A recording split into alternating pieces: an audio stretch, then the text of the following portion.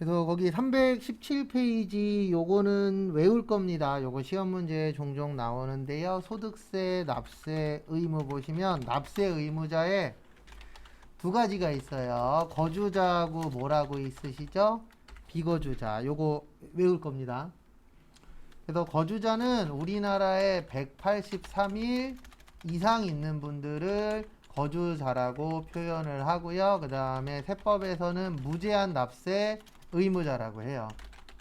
그래서 이게 무슨 뜻이냐면은 무제한 납세 의무자는 우리나라에서도 세금 내고 외국에서 돈 번 것도 세금을 내셔야 됩니다. 그래서 요걸 뭐라 그런다고요? 무제한 납세 의무자라고 표현을 합니다. 그래서 그거 참고하시고요. 그 다음에 비거주자는 거주자가 아닌 자를 뭐라고 하냐면 비거주자라고 해요. 그래서 요분들은 제한 납세 의무자라고 해서 국내에서 돈 번 것만 세금을 내시면 됩니다. 그리고 여기에서 말하는 183일은 1월 1일부터 12월 31일까지예요. 1년 안에. 근데 만약에 이럴 수도 있겠죠. 올해 2달 있고 내년에 4달 있어. 이건 상관없어요. 그러니까 1년 안에 얼마나 있느냐, 며칠 이상 있느냐, 그게 중요합니다. 그래서 과거에 그 1세대 아이돌들 있죠. 예, 뭐 은지원이나 뭐 그런 가수들이 있었잖아요. 예전에 신화라던가 거기에서도 걔네들도 보면 군대 안 가려고 특히 잭스키스 같은 경우에 은지원이나 걔네들은 군대 안 가려고 녹음 거의 다 외국에서 했어요. 왜냐면 우리나라에 며칠 이상 있으면 군대 가야 되거든요. 그리고 그거 딱딱 맞춰서 활동했었죠. 예전에는. 지금이야 이제 어떻게 보면 군대 갔다 오면은 와 군대 갔다 왔네 더 이렇게 뜨는 경우들도 있었잖아요. 근데 과거에는 군대 갔다 오면 끝이었거든요. 연예인들 거의 다. 그래서 이런 날짜 이런 것들도 어떻게 보면 거기에 해당되시는 분들은 되게 중요해요. 그래서 요거는 외울 겁니다. 나중에. 그래서 며칠 기준으로 하는 거예요? 6개월 기준으로 하는 거예요. 그래서 6개월 동안 우리나라에 있느냐 없느냐. 근데 거기 밑에 370페이지, 317페이지 밑에 보시면 주소의 판정이라고 있으실 거예요. 그래서 주소의 판정 보시면 주소는 국내에서 생계를 같이 하는 가족 및 국내에 소지하는 자산의 유무 등 생활관계의 객관적 사실에 따라 판정하도록 되어 있습니다. 그래서 그 구체적인 판정 기준은 다음과 같다. 첫 번째로 직업관계. 그러니까 이런 경우 있잖아요. 외국에서 유명한 가수가 우리나라 와서 콘서트 잠깐 하고 갈 때 있어요? 없어요? 있죠. 그분들은 여기가 되는 거예요. 비거주자. 그래서 우리나라에서 돈 번 것만 뭐 내고 가시면 돼요? 세금 내고 가시면 돼요. 외국에서 번 거는 세금 낼 필요 있다? 없다? 없다. 그 다음에 생활관계. 그래서 국내에 생계를 같이 하는 가족이 있고 그 직업 및 자산 상태에 비추어 계속하여 183일 이상 국내에 거주할 것인데요. 요거는 좀 기억을 하셔야 돼요. 뭐는 기억을 하셔야 되냐면 영주권하고는 상관이 없어요. 미국 영주권을 갖고 있냐, 외국 영주권 있잖아요. 영주권을 갖고 있냐 안 갖고 있냐로 보는 게 아니고 우리나라에 183일 이상 있었느냐 없었느냐 그걸로 보는 겁니다. 그래서 저도 예전에 회사 다닐 때 이런 경우가 있었어요. 검은머리 외국인이라고 우리나라 사람인데 국적은 어디예요? 미국 국적. 이런 분들 있어요? 없어요? 있어요. 그래서 제가 다니던 회사 사장님이 미국에서 식당을 해요. 근데 우리나라에서는 사업을 해요. 근데 본인이 했었던 게 아니고 이제 아버지가 했었던 거 물려받은 건데 한국에 거의 못 들어와요. 그리고 한국에 들어오면은 한 달, 2달 있다가 다시 가요. 예, 그러니까 거의 업무를 인터넷이라던가 전화로 하는 거죠. 왜냐면 우리나라에 계속 있으면 어떤 문제가 생기냐면은 미국 식당에서 돈 번 것도 뭐를 내야 돼요? 세금을 내야 되는 상황이 올 수 있어요? 없어요? 있어요. 그래서 그런 경우에 좀 장점이라 그러면은 대장이 없으니까 눈치 볼 게 한 명 주는 거죠. 예, 근데 꼭 이거 있습니다.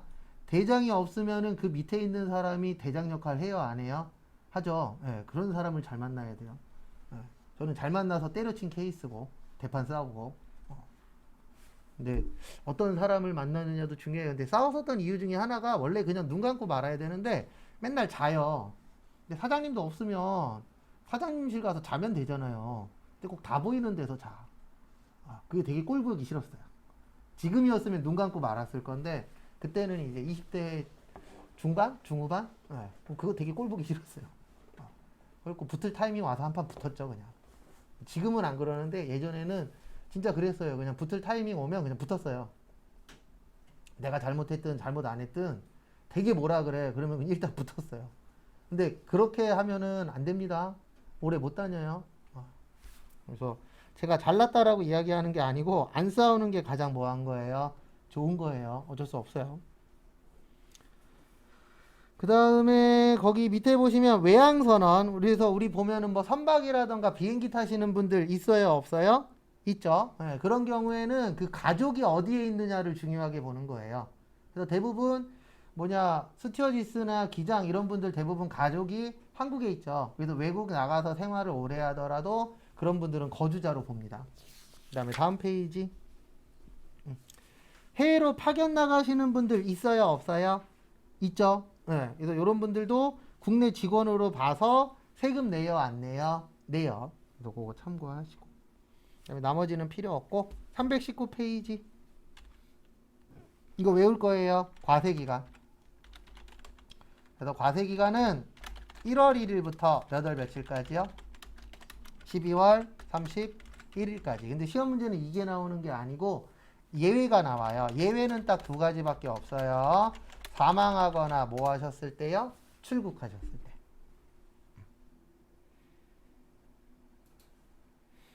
그래서 거기 밑에 당구장 표시가 시험 문제에 잘 나와요. 개인은 과세기간을 선택할 수 없어요. 그리고 사업을 개시하거나 폐업하는 경우하고 상관없습니다. 이 사업 개시하고 폐업은 여기하고 상관 있는 거예요. 부가가치세법. 무슨 법하고 관련이 있는 거예요? 부가가치세법. 소득세하고는 상관없어요. 소득세는 딱 두 가지밖에 없어요. 돌아가시거나 아니면 여기에는 출국이라고 되어 있는데 이 출국이 이민 가는 거 이야기하는 겁니다. 우리 놀러 가는 것도 출국이라고 표현하죠. 네, 그 놀러 가는 거 아니에요. 여기에서 말하는 출국은 이민인데 이민이라고 쓰면은 사람들이 좀 싫어하는 용어 중에 하나예요. 좀 괴리감을 느껴서 이민이라고 안 하고 뭐라 그래요? 출국이라고 표현합니다. 완전히 나가는 거예요. 우리 이민 가면은 일반적으로 우리나라에 다시 올 생각이 일단은 없는 거잖아요. 나중에 뭐 다시 돌아올 수도 있긴 있겠지만 그래서 이민 가는 건데 세법에서는 이민이라고 표현 안 하고 뭐라 그런다고요? 출국이라고 표현을 합니다. 그래서 요거는 외울 거예요. 그 다음에 나머지는 필요 없고 그 다음에 거기 320페이지 밑에 보시면 320페이지 보시면 소득세 계산 구조라고 보이십니까? 지금부터 한 번 나왔습니다. 지금까지 안 외울 거예요. 왜냐면 이런 거 외울 시간에 원가액을 외우시고 딴 걸 하세요. 실기를 하세요. 왜냐면 나와도 한 문제고 나올 확률도 높아요? 낮아요? 낮아요. 근데 나온 적은 있어요. 근데 그거 맞추려면 여기에 있는 구조를 다 외우고 있어야 돼요. 이런 거 할 시간에 다른 거 하세요. 그게 더 효율적이에요. 그 다음에 322페이지 종합소득금액 거기 보시면 이자와 뭐라고 있으시죠? 배당. 그래서 이자와 배당소득이라고 있습니다. 그래서 거기 이자소득 보시면 채권 또는 증권의 이자와 할인액 그 다음에 예금의 이자와 할인액 채권증권의 환매조건부 매매차익 저축성 보험의 보험차익 직장공제외 초과반환금 비영업대금의 이익으로서 이자하고 비슷한 성격인 것들을 다 뭐라 그래요? 이자라고 합니다. 근데 시험 문제는 주로 뭐가 나오냐면 322페이지 피세요. 거기 밑에 보시면 이자소득의 수입식이라고 1번부터 9번까지 보이세요? 예, 그거 외우면 하나 맞출 수 있어요. 그래서 안 외울 거예요, 이것도. 왜냐면 무려 몇 개 나온다고요? 이론에서 2개 나와요. 근데 이거 잘 나오지도 않아요. 나온 적은 있는데 그렇게 잘 나오는 편은 아닌데 이거를 외우제니 딴 거 할 게 많잖아요. 그래서 이런 것들은 나중에 문제 풀 때 이 문제 있거든요. 그러면 답 위주로 보세요. 뭐 위주로 보시라고요? 답 위주로. 나는 100점 받고 싶어. 그러면 외우셔도 됩니다. 근데 우리 목표는 100점이 아니잖아요. 70점 넘기지. 그 다음에 배당 소득도 똑같아요. 우리가 일반적으로 배당이라는 게 뭐죠? 323페이지 보시면 배당이라고 있는데 배당의 뜻이 뭐예요? 배당이라는 건 이렇게 보시면 돼요. 어떻게 보시면 되냐면은 우리가 일반적으로 주식을 사잖아요. 그럼 주식을 사면은 그 회사에 뭐를 해요? 투자를 하는 겁니다. 내 돈으로. 그러면 회사는 이 투자받은 돈 가지고 뭐를 하죠? 영업을 하죠. 그래서 이익이 많이 나면은 돌려주는 걸 뭐라 그래요? 배당이라고 해요. 예, 그래서 당신이 투자를 해줘서 우리 회사가 이만큼 돈을 벌었습니다. 그러니까 이만큼 돈을 벌었으니까 예, 일부 뭐 해주겠다? 이익 난 부분을 돌려주겠다. 그걸 뭐라 그래요? 배당이라고 표현을 하는데 여기도 시험 문제가 나오면 324페이지 같은 게 나와요. 그래서 요것도 외우지는 않을 겁니다. 왜냐면 양이 너무 많아서.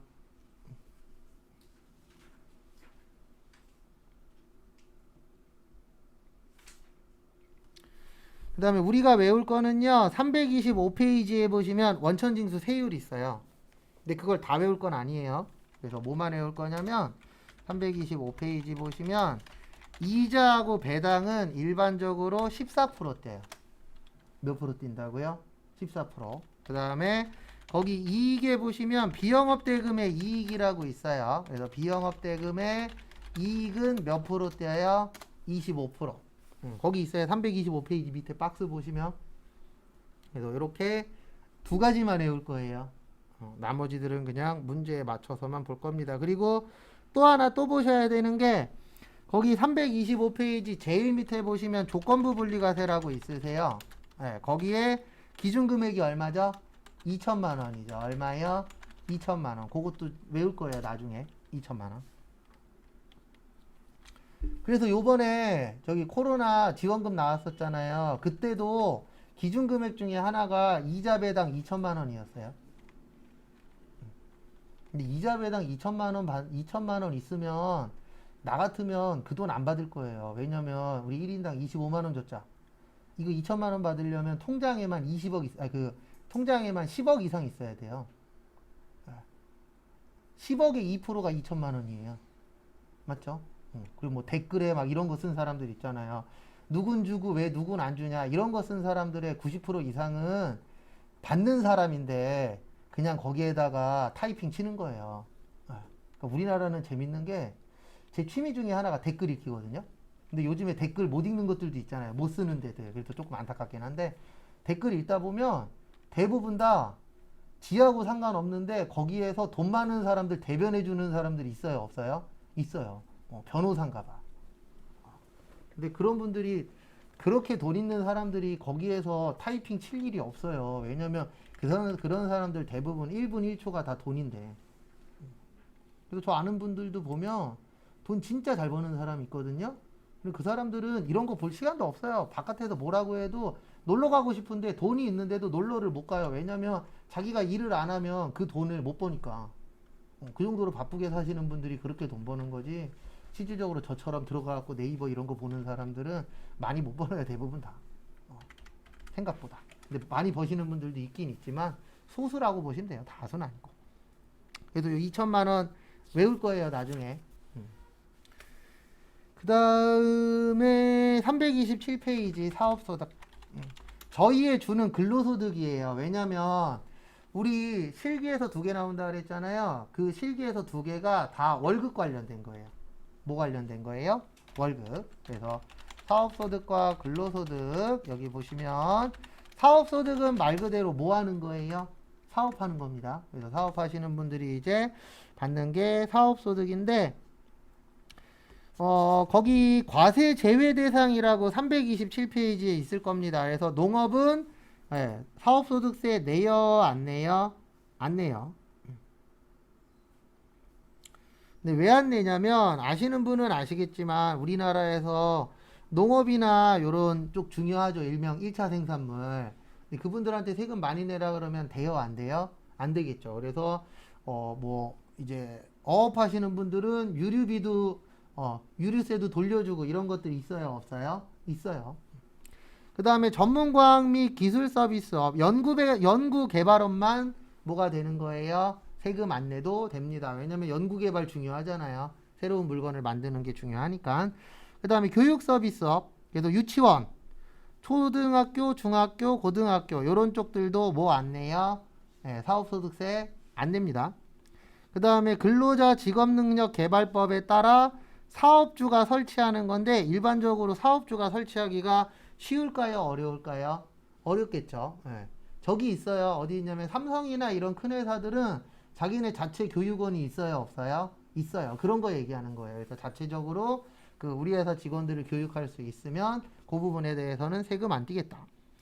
그 다음에 사회복지사업법에 따른 사회복지사업 및 노인장기요양법에 따른 노인장기요양사업. 네, 이런 쪽들도 솔직히 쉽진 않죠. 네, 근데 이런 쪽들도 보면은 오너들은 돈 잘 법니다. 저 아는 형이 요양원 해요. 돈 잘 벌어요.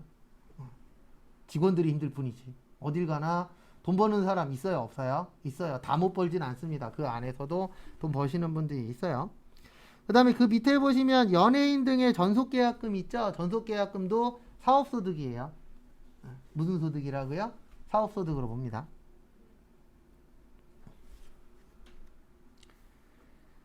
그 다음에 다음 거 보시면은요. 저기 보시면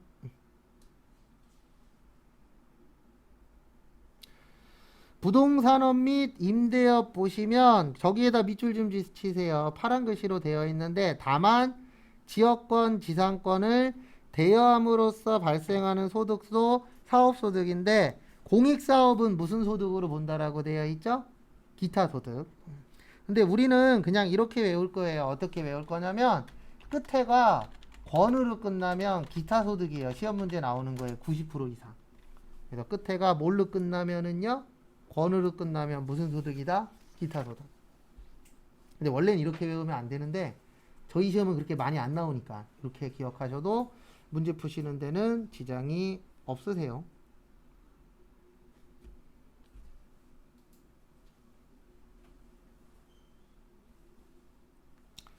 그 다음에 나머지는 필요 없고요. 330페이지 관련 있는 것만 볼게요.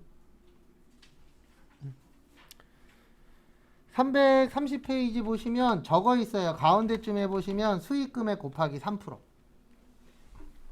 그래서 이거를 뭐라 그러냐면 사업소득의 인적 용역이라고 합니다. 그래서 요거는 3% 떼요. 몇 프로 뛴다고요? 3%.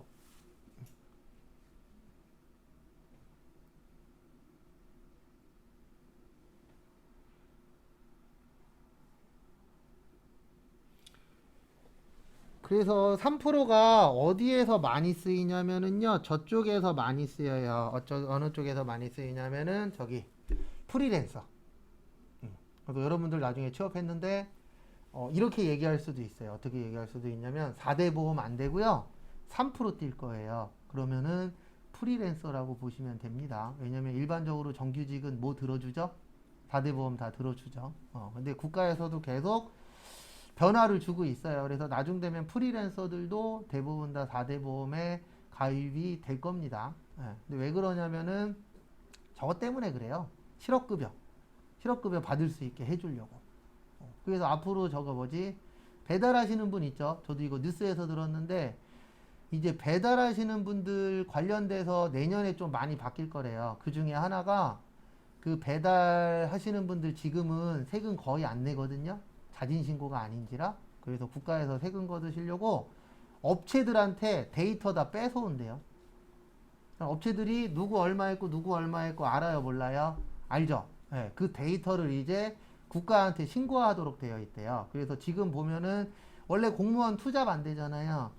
네, 공무원들이 투잡하신 분들이 있을 거예요. 왜냐면 야간에 하고 뭐 주말에 하면 되니까. 그래서 그분들도 이제 앞으로 줄어들 거라고 하면서 나오더라고요. 그래서 결론은 뭐냐면 배달하시는 분들 앞으로 뭐를 많이 낼 것이다? 세금을 많이 낼 것이다. 근데 세금이 문제가 아니고 저도 맨날 운전할 때마다 제일 큰 문제는 배달하시는 분들 막 들어오잖아요. 그리고 빨간불에도 막 다니잖아요. 이걸 먼저 없애야 되는데 못 없앨 거예요. 그거는. 그래서 뭐를 거두시겠대요? 앞으로 세금 걷겠대요. 그래서 아마 배달하시는 분이 줄어들지 않을까. 근데 요즘에 배달도 별로 없다라는 소문도 있더라고요. 해보질 않았는데 배달이 과거보다 줄고 있다라는 얘기도 있긴 있어요. 왜냐면 저는 100% 포장해서 내가 가거든요. 배달비가 아까운 것도 있는데 배달비보다는 일단 맑은 공기 좀 마셔보려고 맨날 집안에만 있으니까 그럴 때 잠깐 나갔다 와야죠. 그래서 3% 외울 거예요. 추후에. 그 다음에 거기 밑에 보시면 사업소득세도 연말정산을 하는데요. 보험 모집인, 그 다음에 방문 판매원, 그 다음에 음료품 배달원, 이분들 중에서 소득이 적으신 분들 있어요? 없어요? 있죠. 그런 분들도 뭐 하는 거예요? 이제 연말정산을 합니다. 그래서 아시는 분들은 아실 건데 요크루트 아줌마 있죠? 야쿠르트 아줌마는 사업자입니다. 이건 소송까지 갔어요. 소송까지 가서 대법원까지 가갖고 야쿠르트 아줌마들이 졌어요. 야쿠르트 아줌마들은 사업자보다는 근로자가 좀 더 좋잖아요. 실질적으로. 근데 왜 졌냐면은 이것 때문에 졌대요. 야쿠르트 회사에서 여기부터 여기까지라고 지역을 주긴 하잖아요. 근데 왔다 갔다 하는 건 누구 맘이죠? 야쿠르트 배달하시는 분 맘이죠. 네, 그것 때문에 근로자로 볼 수가 없대요. 왜냐면 자기 마음대로 하면은 사업주로 본대요. 그래서 얼마 전에 대기업 대법원에서 판결 났어요. 그리고 야쿠르트 아줌마들은 사업주인 걸로 근로자 아니에요. 그래서 저도 예전에 근로자인 줄 알았는데 전 안지 좀 됐어요. 왜 알게 됐었냐면은 과거에 세무사 사무실 다닐 때 야쿠르트 아줌마들 거 부가가치세 신고해주고 우리 팀장이 돈 받았었거든요. 내가 그거 한 20개인가 도와주고 한 10만 원 벌었죠. 근데 20개 입력하는데 2시간이면 되거든요. 2시간에 10만 원이면 짭짤하죠. 제가 알기로 건당 5만 원씩 받은 걸로 알고 있어요. 아줌마들한테. 그러면 내가 해준 거에 100만 원 정도 되는 거죠. 거기에서 나는 10% 받은 거고. 놀면 뭐 하겠어요? 그런 거라도 해야지. 준다 그럴 때.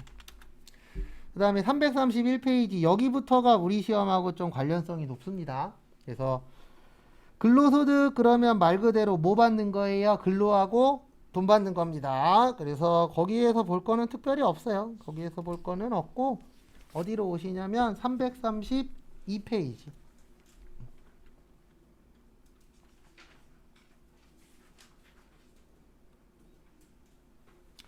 332페이지 위에 있는 박스 잘 봐주세요. 요거 종종 나옵니다. 시험에.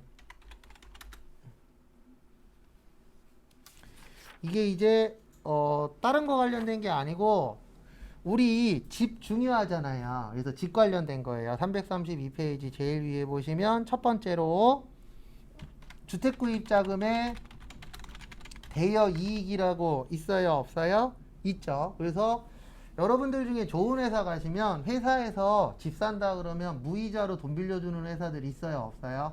있어요. 아니면은 저리로 돈 빌려주는 회사들이 있어요. 은행보다 더 싸게 해갖고 복지 차원으로 돈을 빌려주는 겁니다. 그러면은 그거에 대해서는 세금을 내도록 되어 있어요. 국가에서.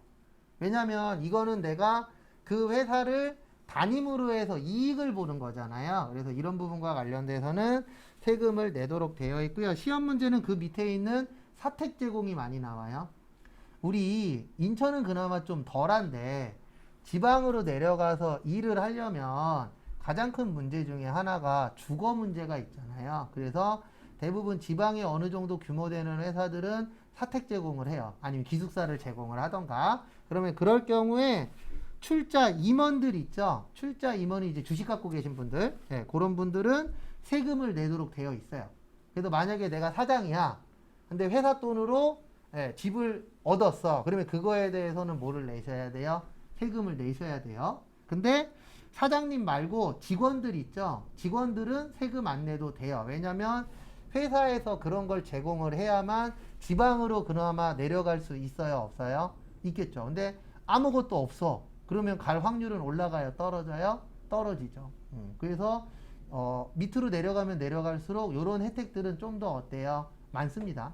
근데 문제는 뭐냐면 혜택을 줘도 사람들이 잘 안 가요. 근데 그게 참 복합적이긴 합니다. 저도 지방 간혹 가다 내려가 보면 번화된 데 빼놓고는 확실히 사람이 사는 인원이 어때요? 적기는 하죠. 그러다 보니까 이제 좀 외진 곳은 사람이 잘 안 가려고 해요. 그래서 인천도 똑같아요. 좀 외져 있어. 그러면 월급을 조금 더 주긴 하거든요. 그래도 사람 뽑기가 쉽지가 않아요. 왜냐면 무조건 자차가 있어야 돼. 그리고 출퇴근하는데 막 1시간 반, 2시간 걸려. 같은 인천인데도. 그럴 수도 있어요, 없어요? 있잖아요. 인천 끝에서 끝까지 가면은 1시간 이상 걸립니다. 네. 저희 집이 계양구거든요, 김포 옆에. 교회를 연수구 쪽을 다녀요. 차 끌고 1시간씩 가요. 네. 왕복 거의 2시간. 근데 송도까지 들어가게 되면은 1시간 넘죠. 그래서 이게 끝에서 끝까지 가는데도 오히려 저희 집은 강서구 가는 게 더 편해요. 강서구 15분이면 가거든요. 오히려 서울이 더 가까워요. 아니면 일산 가거나. 그래서 이게 지역이 어디냐도 중요하죠. 그래서 어쨌든 사택 제공하게 되면은 사장님은 세금을 내야 되고, 그 다음에 직원들은 세금 낼 필요 있다, 없다? 없다. 그거 좀 봐두세요. 밑에 거. 그 다음에 나머지는 필요 없고, 됐고. 그 다음에 332페이지 밑에 보시면 근로소득으로 보지 않는 것 1번 잘 봐두세요. 제일 밑에 보시면 근로소득으로 보지 않는 것이라고 있죠. 332페이지 제일 밑에. 거기 1번에 보시면 경조금 중 사회 통념상 타당하다고 인정되는 뭐요? 범위. 이게 그거 얘기하는 거예요. 우리 결혼을 하거나 아니면 뭐 안 좋은 일이 생겨서 상을 치르거나 그러면은 경조금 받아요, 안 받아요? 받죠. 그거 세금 내요, 안 내요? 안 내요. 그거 얘기하는 거예요. 근데 원래는 법에서는 일정 금액보다 더 받으면 내라고 되어 있는데 문제는 뭐냐면 이게 국가가 가갖고 매번 결혼하는 사람 가갖고 옆에 서서 얼마 이상 받은 거 체크가 가능해요, 불가능해요? 불가능해요. 그래서 법에는 이렇게 만들어 놨지만 일반적으로 경조금은 세금 낸다, 안 낸다? 안 낸다라고 보시면 됩니다. 근데 일반적으로 타당하다라고 보는 게 이건 전산세무 1급에 한번 나왔었는데 30만원 이상? 네. 30만원 이상이면은 좀 많이 주는 거 아니냐 이렇게 생각한다라는데 모르겠어요. 저는 어쨌든 어느 정도 정해놔서 친척 그러면 10만원. 제 동생 갈 때는 원래 100 하려고 그랬는데 엄마가 극구 말려갖고 50밖에 못하긴 했는데 그래도 가족이면 얼마 이런 거 있죠. 근데 어쨌든 국가에서는 30만원 정도를 좀 많이 주는 건 아니고 한도라고 보고 있어요. 근데 한도까지 물어본 적은 없고 그냥 요거는 세금 안 낸다라고만 기억을 하세요. 경조금은. 그래서 가끔씩 요거 수업하다 보면은 그런 생각도 들어요. 어떤 생각도 드냐면 나중 되면 부주금 받으면서 아니면은 이제 받으면서 돈 받으면서 현금 영수증 끊어줘야 되는 시대가 오는 거 아닌가?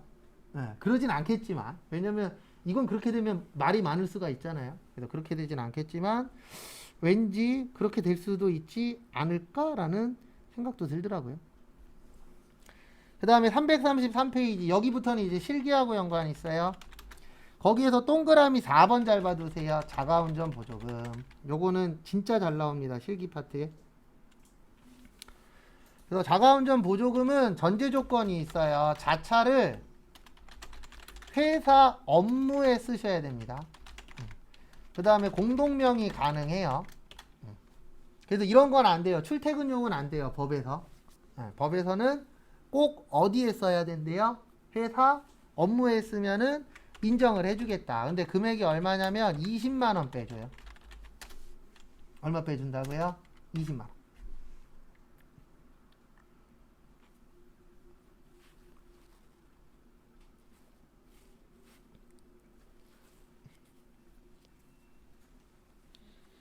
이거 좀 봐두십시오. 그 다음에 여기에서 말하는 자가운전 보조금은 시내 출장비예요. 시내 출장. 시외 출장은 받으셔도 돼요. 그래서 여기서 말하는 자가운전 이 회사 업무에 해당되는 건 시외가 아니고 어디까지만 이야기하는 거라고요? 시내. 그래서 거기 밑에 보시면 당구장 표시 1번만 볼게요. 1번 보시면은요. 시외 출장비를 받은 경우에도 시외 출장비는 비과세입니다. 그래서 시외 출장비는 받아도 상관 있다 없다? 없다. 근데 무슨 출장비는 받으시면 안 돼요? 시내 출장비는 받으시면 안 됩니다. 그러니까 법에서 어떻게 만든 거냐면 시내는 그냥 자기 차로 끌고 다녀. 그러면 회사에서 그 세금은 세금 계산할 때 얼마는 빼줄 거예요? 20만 원은 빼줄 거야. 이렇게 되어 있어요. 그래서 자차 있는 분들은 얼마를 뺄 수 있다? 20만 원. 그거 봐주시고. 그 다음에 2번에 보시면 업무 관련 본인의 교육비 부담금.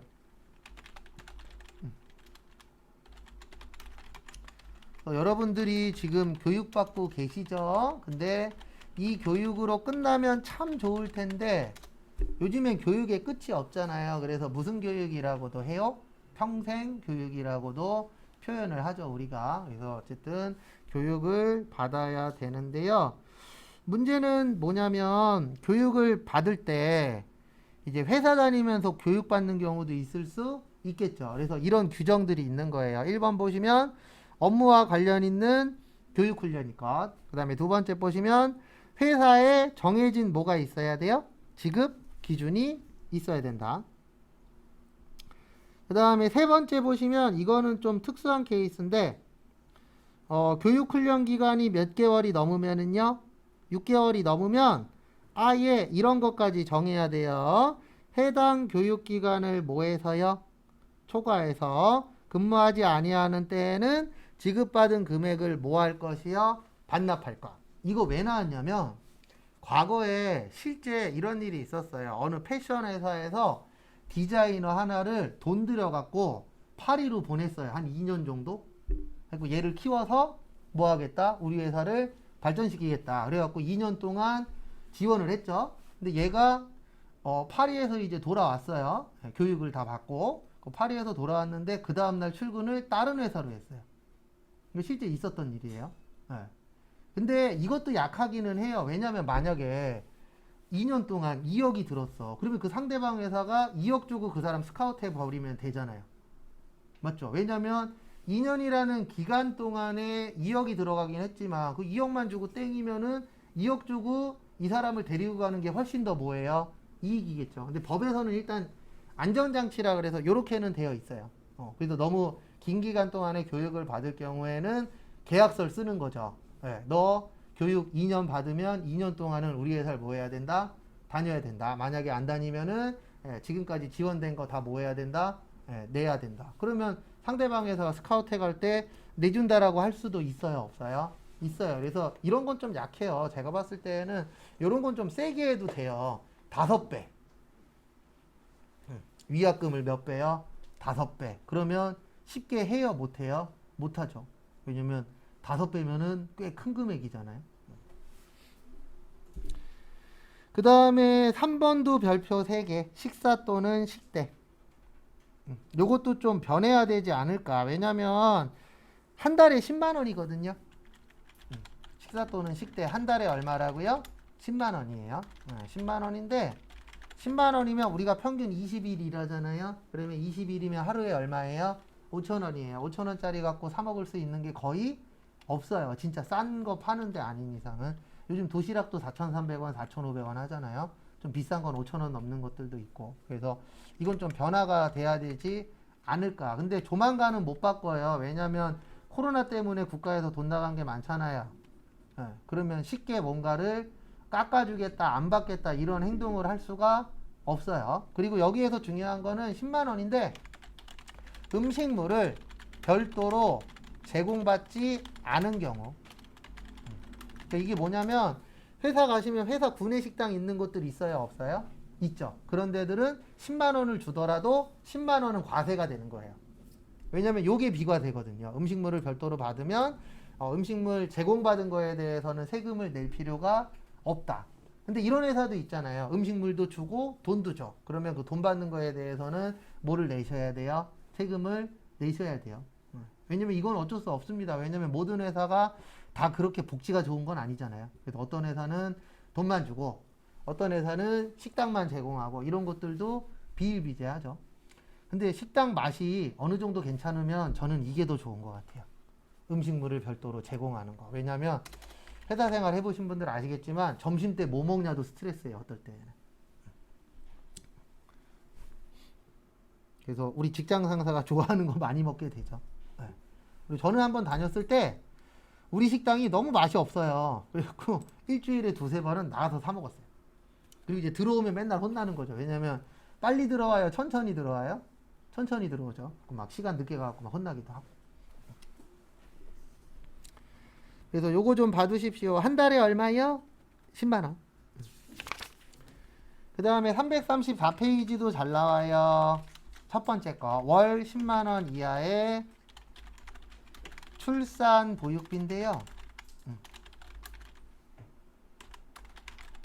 거기에다 밑줄 치세요. 6세 이하 자녀. 요게 중요합니다. 그래서 몇 세 이하 자녀가 있는 경우에만 해주는 거예요. 6세 이하 자녀가 있는 경우에만 해주는 겁니다. 그래서 요거를 일명 무슨 수당이라 그러냐면 육아수당이라고 그래요. 프로그램에서는 뭐라 그런다고요? 육아수당.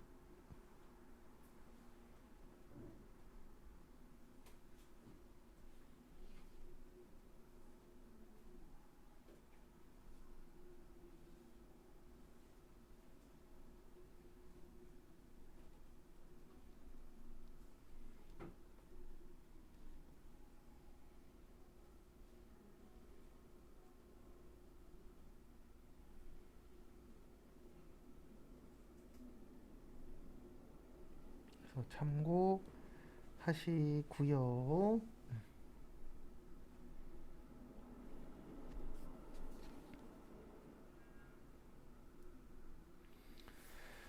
그 다음에 또 다음 거 보도록 하겠습니다.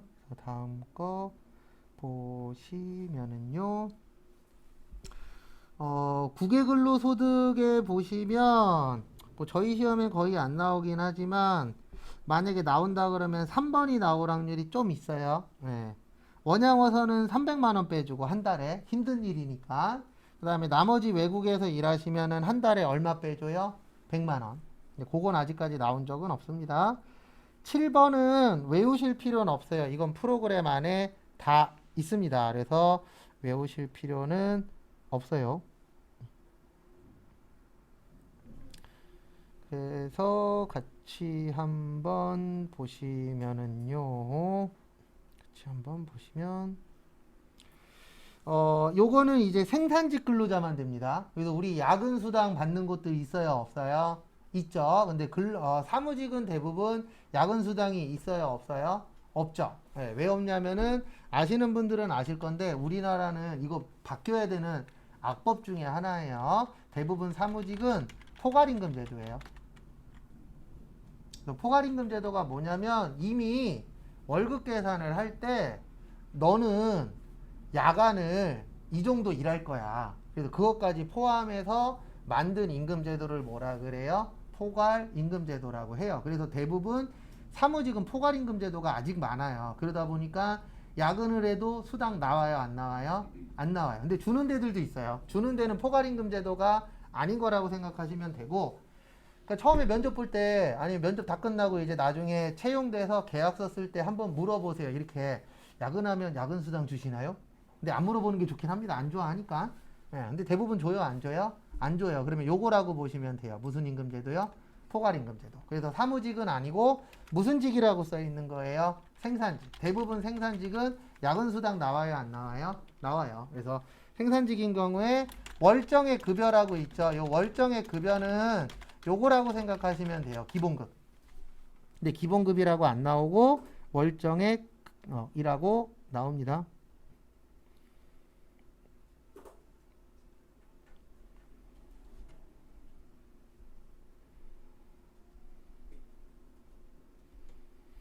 그래서 참고하시고요. 그 다음에 월정액 급여라고 보시면 되고 그 금액이 얼마 이하이신 분이요? 210만 원 이하로서 총급여액이 얼마 이하인 자요? 3천만 원 이하. 근데 이건 안 외워도 돼요. 이건 프로그램 안에 있어요.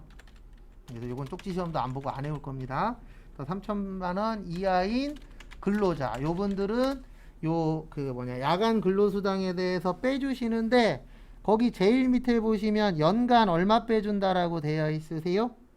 240만 원 빼줘요. 얼마 빼준다고요? 240만 원. 그래서 그거는 참고하시기 바랍니다.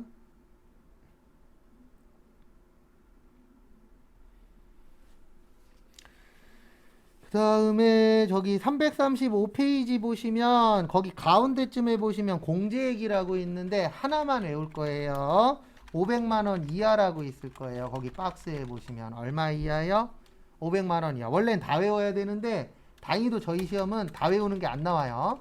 500만 원 이하는 총급여액의 몇 프로 빼준다? 70%. 그건 좀 봐두세요.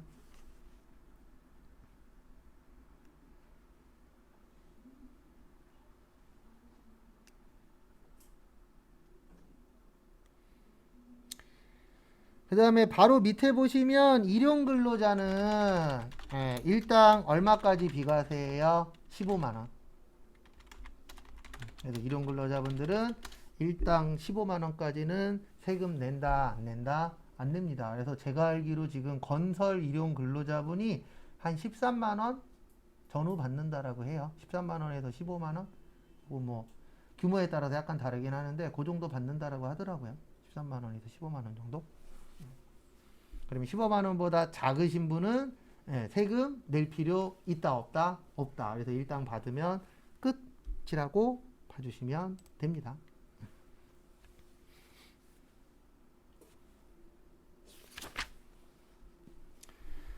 그 다음에 하나만 더 보고 쉴게요. 336페이지 보시면은요. 요건 나중에 보여드릴 건데 근로소득의 과세 방법이라고 있어요. 저기에다 밑줄 치세요. 간이세액 조견표. 상용 근로자는 이 간이세액 조견표라는 거에 의해서 세금을 내요. 이게 뭐냐면 국가에서 매년 발표를 해요. 뭐를 발표하냐면은 돈을 이만큼 벌고 가족이 몇 명인 사람은 얼마 세금 내면 된다라고 국가에서 조견표라는 거를 발표합니다. 그러면 회사에서는 그 조견표를 보고 이 사람은 200만 원 받네? 가족이 2명이네? 그러면은 얼마 내야 된다가 있어요.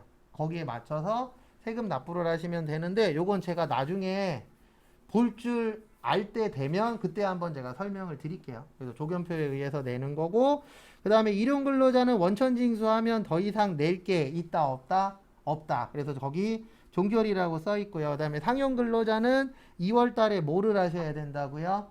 연말정산을 하셔야 돼요. 왜 그러냐면 상용근로자는 완납적 원천징수예요? 예납적 원천징수예요?